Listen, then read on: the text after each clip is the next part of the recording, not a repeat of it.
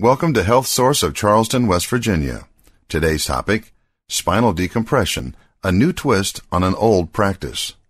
If you haven't inhabited a cave somewhere in the Afghan mountains lately, you must have heard or seen ads for spinal decompression therapy.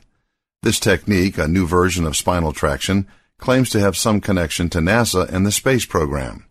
The truth is there is nothing particularly new about utilizing traction as a treatment for back and neck problems. What is new about this incarnation is how the machines work. Technology takes over. Older versions of traction generally involved ropes, slings, and pulleys. The patient would place their head in a sling that was suspended from a door frame, and some sort of weight would apply traction. In contrast, spinal decompression takes place on a special table. The table in question is computerized and can be programmed to produce an increasing degree of traction over the course of a treatment. Each treatment takes between 20 to 45 minutes. The traction is applied in a cyclical manner, off and on, controlled by the computer, and is often regionally specific. The patient remains dressed and is connected to the table by a number of straps. The goal, as stated by practitioners, is to create a negative pressure within injured discs in order to encourage extruded material to return to the normal confines of the disc space. Evidence is anecdotal.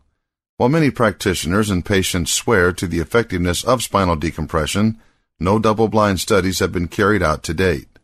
Doctors have used spinal decompression to treat disc disorders, sciatica, posterior facet disorder, and a number of other conditions. As these treatments are rarely, if ever, covered by insurance, the simple fact that patients keep coming in suggests that a reasonable rate of success is achieved. The medical establishment in general has stated an interest in seeing proper studies conducted. Of particular interest is how effective spinal decompression is when compared to well-documented forms of treatment. That is, barring specific counterindications, such as fractures and osteoporosis, spinal decompression is worth trying for those who suffer from chronic back pain when more traditional treatments fail, but before surgery. Practitioners and costs. The most common place to find spinal decompression machines is at a chiropractor's office.